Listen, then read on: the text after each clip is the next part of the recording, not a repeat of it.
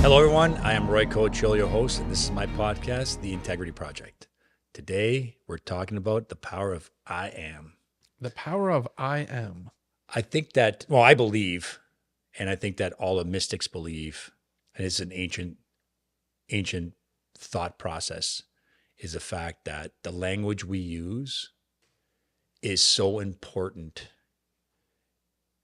And the language we use to describe ourselves, and the reason why I said the power of I am, is when you say things like, I am angry, I am sad, I am depressed, I am as you as a whole. But the truth of it is, it's not that you are angry, you feel angry. And it's not even the fact that you feel angry. Parts of you feel angry. Because still, within inside of you, parts are joyous, parts are happy, parts are sad, parts are angry, parts are fearful, parts are come from lack, parts have abundance. This is when you say I am to yourself. You should never use the phrase as I am feeling a certain way. It should always be parts of me feel this way. Okay. Parts of me are sad today. Parts of me are depressed. Because when you say I am, you're saying that as you are, as a being, as you are. When you say even things like, I feel at this moment, I feel depressed right now. Doesn't mean you're feeling depressed forever. It's just at this moment. Some people say that that's almost like self-pity. Would you say that it's saying I am or I feel this way? Do you think you're putting self-pity on yourself? I say when you say I am, I think you're playing the victim. Aha. Right? When I say I am, I'm angry. Well, why are you angry? Oh, because you've betrayed me today. So I am angry. Well, you feel angry at this moment for the thing that I've done. Doesn't make it who you are or what you are. It's just a feeling you've had at the moment. So when you're using language to describe yourself, like I'm so stupid, or I'm not a good athlete, or I'm not that smart, or I'm not business savvy. These are all things that you describe yourself out, which you are not. Parts of you, yes, need to learn new skills, but anybody's capable of anything. And you are completely capable. You're not broken. You're just undiscovered skills that you need to learn. And speaking of language like spelling or spells, we want you to say these things because we want to keep you down. The truth is, you're feeling anger. It's visiting you. It's not who you are. And let me ask you a question, Stefano. When I say, hey, Stefano, how are you? I don't know if I'll ever tell you exactly how I am. Well, the question is where do you answer that question from? Do you answer that question you are in this moment, this present time? Yes. Or are you answering it that last night I got in a fight with my wife, so I'm not feeling that great? Or is it from last week when you lost your job, you're not feeling that great? My question to you is when I say, hey, Stefano, how are you? From what position do you answer that question from? Truthfully, I'll answer it in the position that I'm currently in right now. Great. That's the way you're supposed to answer it. Okay. Because at this present moment, I'm fantastic. There's nothing going on here. Everything's great. But that does open up the floodgates to maybe talking to someone if you trust them enough.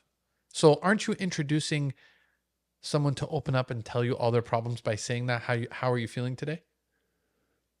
I think that in genuinely speaking, when I say, how are you? Okay. I want to know how you are at this moment. Okay. And right? Why?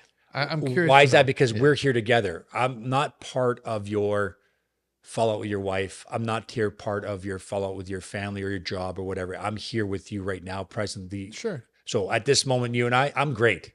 Okay, I'm great. You're great. We feel great. And this is what we're talking about. That's right. Now, if we want to get into something deeper, right? I'd be like, how is everything going? That's the difference. Is there anything you want to share?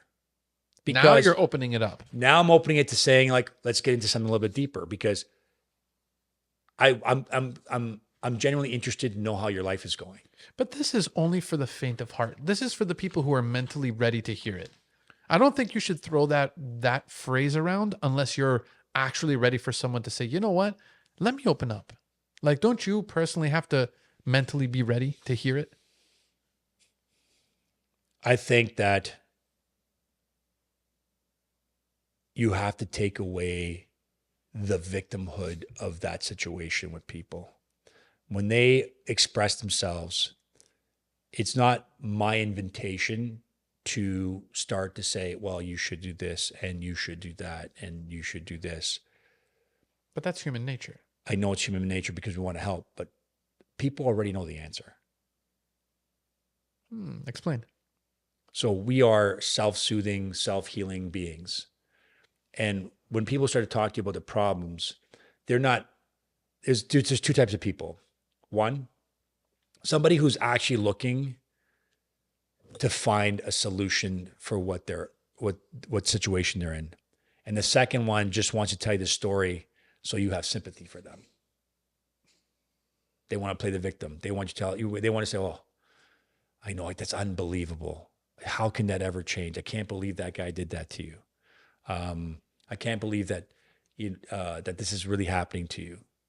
Where people come from a place of empathy will say, I can imagine how painful this is for you right now, but you know what? I'm certain you're going to find your way out of that. Interesting. So when you say, I am sad, I am angry, I'm a victim, then you're defining yourself as a whole. Okay. Right? But we are not one thing. So remember this. When you speak in languages, when you speak about yourself, it's always parts of me are. Because as a whole, you're many things. You're many emotions, many feelings, many modalities, many religions even, if you want to call it, many nationalities, there's so many parts of us that when you start to find yourself as just one thing, it's just the only one thing you're focusing on. I am angry. Are you anger? Yeah. Are you anger? Are you anger? Are you the actual anger itself? Well, no, because there's parts of you are soft, parts of you are loving and caring, parts of you are happy, parts of you are sad, parts of you are liars, part of you tell the truth, part of you are secure and confident, parts of you are insecure. So people should change the I am to maybe I am feeling, or parts of me are. Parts of me are feeling this way. So then you have polarity. Parts of me I feel, right? We'll just say, for example, on the top here, the positive side, for example, parts of me are abundant. And down here where I might feel a little more shame, parts of me come from lack. Parts of me are happy, parts of me are sad, parts of me are angry, or parts of me are joyful, parts of me are angry. Because when we face our polarities, we are able to dissolve them. So when you say you're one thing, that means there's only one thing. There's no polar opposite to it. So how can you be one thing without being another? It's impossible. That's true. Right? That's true. So I think that the way we describe ourselves, the way we describe our lives, the way we feel about ourselves, the language that we use to say, instead of saying that, I am ugly. Well, parts of me are ugly. Yeah, because you're not ugly. Yeah. You're now defining your entire self. Exactly. Yeah. Right? And when even people who are, like, for example, out of shape and you're fat, parts of me are fat. Parts of you are athletic. Sure. You just don't see them right now. So people just need to change the way that they treat themselves, the way they talk about themselves. 100%. Even when you talk to your children, right? I think that we try to describe things that don't need describing, right? Like if you see your kid who's being emotional, your child being emotional, what's the first question we ask them? What's wrong? That's what I always say. What's wrong? Why are you sad? Why are you sad? How about, come here. I'm going to hold you and I'm just going to let you be on this. Don't even ask why. Really? Because children are very intuitive, emotional creatures. And you know what? They could feel the feelings of maybe it's somebody at school who's having a really hard day and express it when they get home. So when you ask yourself, what are you declaring today? What follows I am? Are you seeking limitation or full possibility? Are you reinforcing your past or are you looking to building your future? That's too deep. Speak to yourself in the way you would to someone you love. When you say fall, I say I am learning. When you say you're scared, I'm feeling fear, but I'm still moving forward because both can exist. You can feel fear and still choose courage. You can still be poor and choose abundance. Mm-hmm. So these are all things that we have choice. The law of polarity. You can feel pain and still choose love. And I think that we don't tell ourselves, you know, I listen to my daughters. I hate my body. I hate my feet. I hate my hair.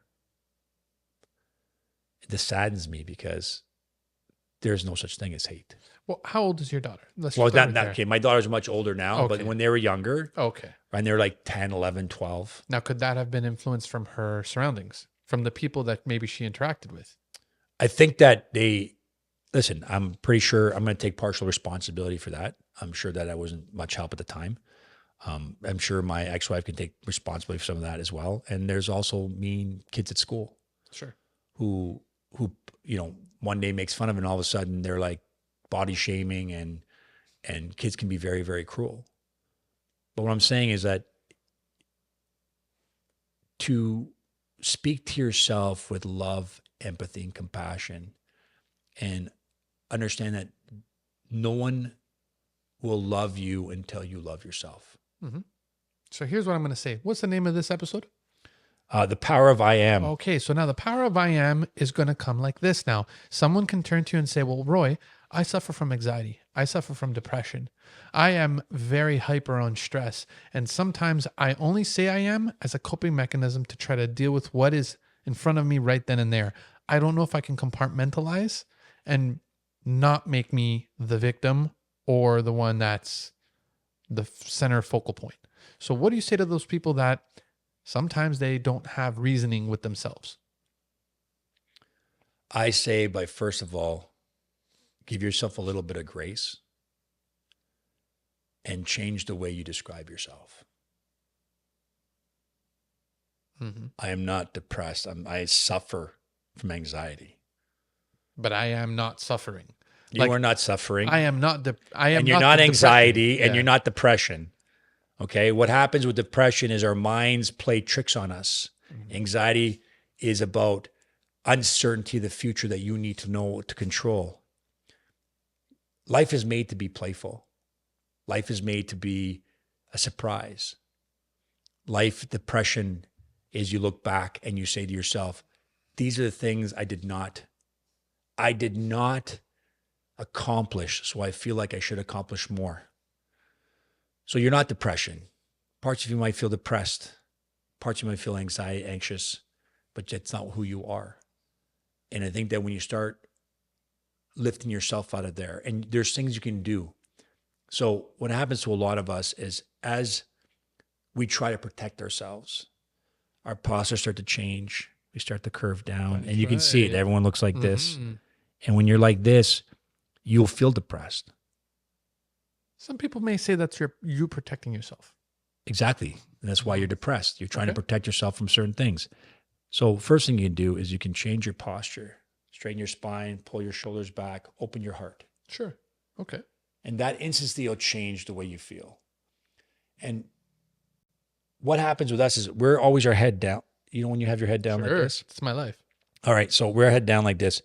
This spinal cord tension pattern is actually anger. Okay. So when you're typing to somebody who's sending you an email, if you want to be angry, type like this. Really? If you want to send something lighthearted, type No way. Try it. Next time you get a text message from somebody who pisses you off and you don't want to write like back something nasty, try text messaging with your head up. It's almost impossible to write something nasty. Really? Yeah. Where did you hear that from? So my mentor is a chiropractor and he specializes in spinal cord tension patterns. So looking at your spinal cord tension, he can tell you exactly what emotional state you're in. Huh. So people who walk around like this typically are carrying wounds and they're trying to protect themselves. Right, but no one's going to be texting someone walking and their heads are straight up. Like that just doesn't happen. Well, I'm just saying that you'll be more propensity to text something nasty if you're looking hunched down over. and you're doing that. So next time you read an email or a text message that let's say you and your girlfriend are having a fight. Sure. If you read a text message like this, there's a more propensity for you to read that as negatively. If you read it like this or up above, it'll be a little more lighthearted. That's amazing. Have you actually used this? I've tried. Yes, I have. So and has it changed the way your perspective is? Yeah. So let's give you a good example is if I read an email from a client on my phone, okay, I almost always get annoyed. Okay. Because like I'm in the middle of something, whatever it is. But if I go to my computer and I'll go and I'll read the same email and send a response, it's much more lighthearted. How interesting is that? It's so weird, right? I've never heard this before, ever. Well, let me ask you a question. How many people do you know that have joy in their hearts and bliss who walk around with their head down? Not many. Most are walking straight up. Confident. They're confident, shoulders back, neck up. They make eye contact. People who are not, they like, even like I see a lot of kids, especially girls, and I don't want to seem sexist here, but especially girls who are well endowed, large, when they're young, very young, if you notice, they all try to hide it. So they walk around like this, and my daughters are some of them for a long time. And now that they're older and they're more confident, they're like, Dad, I wish I had better posture. I wish I had better posture. And they really now are starting to fight to get their shoulders back because they're a lot more confident who they are. Sure, of course. So, but confidence builds with life experiences. Exactly. I don't think that we can expect young teenagers or even adolescents to understand the concept of walking straight up. No, because first of all, they're trying to find who they are. And the problem, kids their age who walk around like that get made fun of. Which way? Positive? Positive. People who walk around all like shoulders back, very confident. They're like, oh, who do they think they are? Like kids are very cruel because they're mature. What about you when you were younger? How was your posture? Terrible. Why?